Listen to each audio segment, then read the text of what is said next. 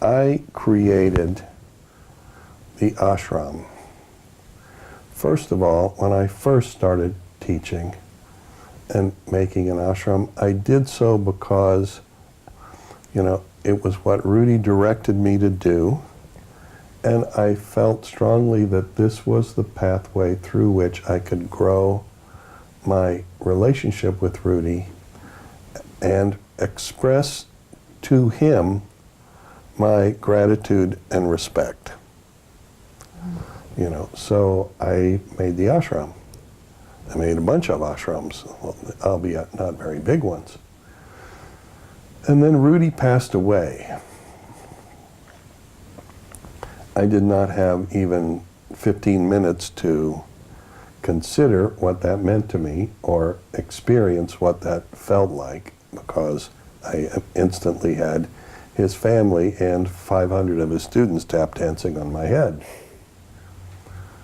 And so I went forward to, continue to teach and build the ashram as an expression of my gratitude for the doors that Rudy had opened for me in my life and my deep respect and appreciation for him. So, and I felt like if I did it with pure devotion and love, it would grow and be whatever it was. And, we live in an outstandingly beautiful place. The movement center in Portland is phenomenal. But we have this amazing place here. It's incredible, And at the same time, it's not clear to me, what the future of this whole situation is, and it is my responsibility, before I get to be 80 or 90 and I'm too old to actually deal with it, to do something here that is, to shift our community in ways that is sustainable. And maybe staying in Portland is not sustainable. Is the shrine mobile? Everything here is mobile, darling. Okay. It's on wheels. Okay. We rolled it from Bloomington to Cambridge, and from Cambridge to here. Okay. Actually, the truth is this. My plan going forward is that before I die, I am going to put Rudy's ashes in the Columbia River. Why the Columbia? Why not? I could put it in the Ganges. I don't think it matters what river. Yeah, he wouldn't care. He would go back to the water. It just doesn't matter. I want to put Rudy's ashes in the river. And I'm going to do that because, right now I do not see any possibility that 40 years after I'm dead, there's going to be anybody around with the financial wherewithal and the personal commitment to sustain Rudy's shrine in, an appropriate fashion. In which case it'll just end up like it was in Big Indian, totally overgrown, with one person every, 3 months coming to do, to sit there for 5 minutes. So I think I should release Rudy from any obligation that he might have to any of his students after that, and just let it go. Wow. So, there you go. Make a decision and let it go. And that's a part, and the reason I bring it up is because not only has this whole community been a part of, it's a fundamental creative part of my life. And it's been, my sincerest wish to see this place flourish. And while it has flourished, I can also say that times have changed. And increasingly, as we get older, young people seem to be less interested in this kind of work and in this kind of life. I think they're less interested in this kind of work because, number one, there are many more opportunities for them to study with somebody. When I started, there was 5 teachers in the whole country. And now, there's 5 teachers on every city block. What do you mean? All I have to do is get online to do Shaktipat, Swamiji? Let's don't go there.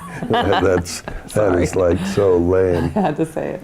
But yeah, okay, well, you want to see me pound the table. My point is I'm... Right, yeah. is that what we see is that moving forward, you know, the continued emergence of people who make all kinds of claims about their own accomplishments, you know, for financial or you know, reasons, or to deal with their own lack of self-esteem, is, you know, proliferates across the whole countryside. There's 1 million teachers. So, and most of those teachers only require money. They don't require any other, like, personal commitment.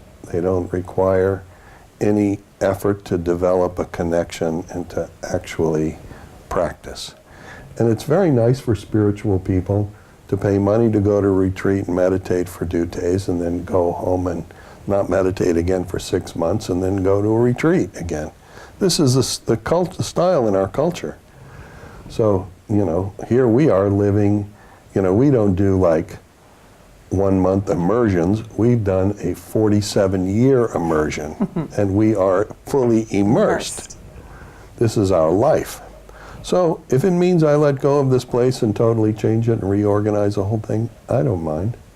You know, one more adventure, what the hell? Let's do it.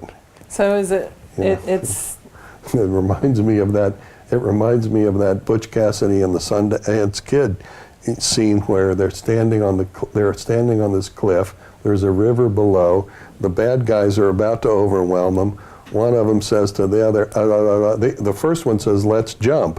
The second one says, I can't swim. He said, can't swim? Hell, the fall's probably going to kill you. So here we are jumping again into the abyss. Sure, why not? You know, if that's what life is leading us to, then that's my decision.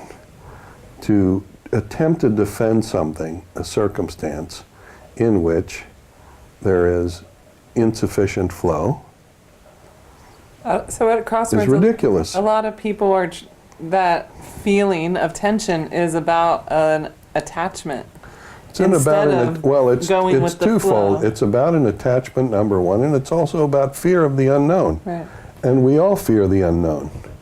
Everybody the human mind is a fear machine. I mean, we take the unknown and turn it into everything. Every issue we've ever got is suddenly standing on our front door, jumping up and down like a gorilla. Ah! So, you know, we all have to go through that. Me too. You think I want to move again? I don't. But, you know, being a soldier, in a way, you know, if that's what I'm called to do, well, that's what I'll do. I mean, to think about the quality of our environment here in Portland and to compare it to any place we've ever been before, you know, I mean, this is unimaginable. It's so fine. And to, you know, I mean, we've been here 25 years, which is just extraordinary. We've had really a wonderful run here. And if it's time to go do something else, then let's do it. First of all, what do we believe in? We believe in contact, alignment, and flow. You know, we don't believe in material circumstances.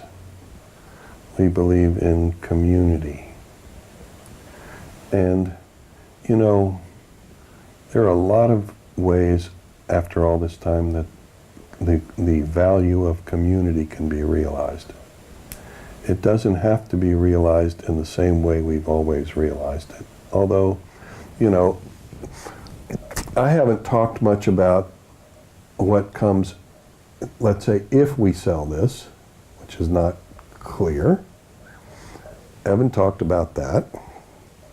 And I haven't talked about what comes after this, if we do sell it, because frankly, until I have the money in my pocket, it's all a totally imaginary, speculative conversation that seems to me to be useless.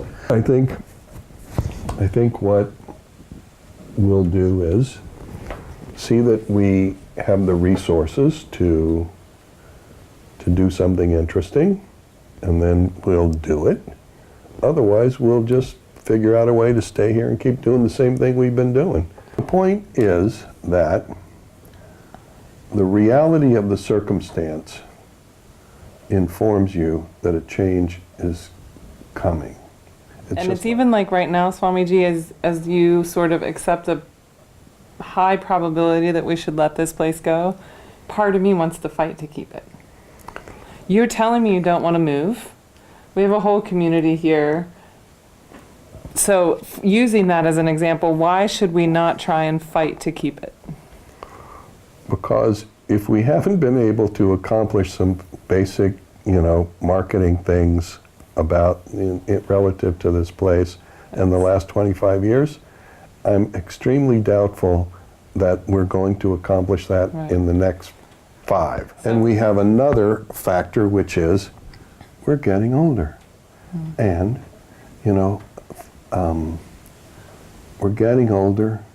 I look down the halls of this place and see that they have to be vacuumed every day or two, and they're not being vacuumed every day or two because, there are too many people. I'm guilty because I'm in school and I'm too busy to vacuum. And there you have it. And some other people have back issues and they're too busy to vacuum, and other people have cancer and they're not, and on and on and on.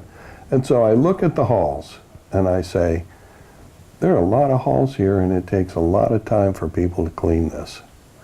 And I look outside, this place is astonishingly beautiful. The landscaping is amazing. Sarah's done an incredible job. It's incredible. But, Kathy, Jan, everybody who's involved in this, it is so much nicer here now than it's ever been. It's just amazing. I think there's no way there's a more beautiful place than this anywhere on earth. And even if we go out and do something else, it'll never be more beautiful than this. This is unbelievable. Almost every part of this is amazing. But, for instance, things are changing. All the poplar trees back there were dying out, and we had to cut them down. Now we have nobody to take care of all the bushes that are growing on the hill where we cut them. That's starting to look woolly. We've got, every day there's another job that's cropping up, and every day we're getting a little older and a little more tired and a little more unable to respond to the demands. And I think we've got to find a new plan because, in 7 years, in 7 years I'll be 76. In 10 years I'll be almost 80. Well, Where are the people going to come from, that I can be assured the work is actually going to happen. Every day the clock is ticking on us. We are definitely going to die, and trying to sustain this place, in the absence of a much greater flow of people is really not going to happen. We're kidding ourselves. So personally... And you feel confident that it's just not a safe bet to hope that those younger people come in because of what you said. So it's better to cut losses and move on. Well, I didn't even look at it like that. I think, this is, until a couple, really a year and a half ago, everything here was totally okay. But now we have Sanderson here. We have the best spiritual education on the planet. There's nothing better or more sophisticated than this. There may be bigger in terms of quantity, but in terms of quality, there is nothing, I am sure. Plus, nobody is doing it for the price we're doing it, which is mostly free. So, I think if this, as it is, this flower and its fragrance are not really, if it's not really attracting, then we should move on to, we should plow this under and plant something else.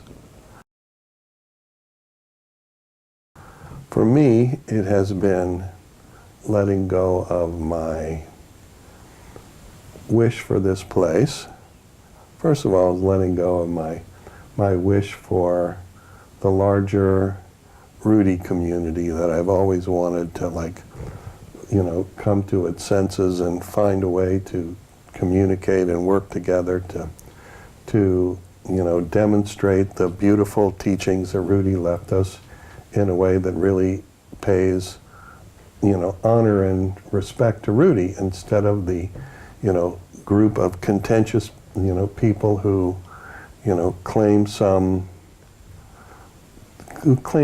that are not really real. Beyond that, then I had to let go of my wish for this place, you know, and beyond that I had to let go of, you know, even my identity as a teacher. And beyond that, you know, my identity as anything at all.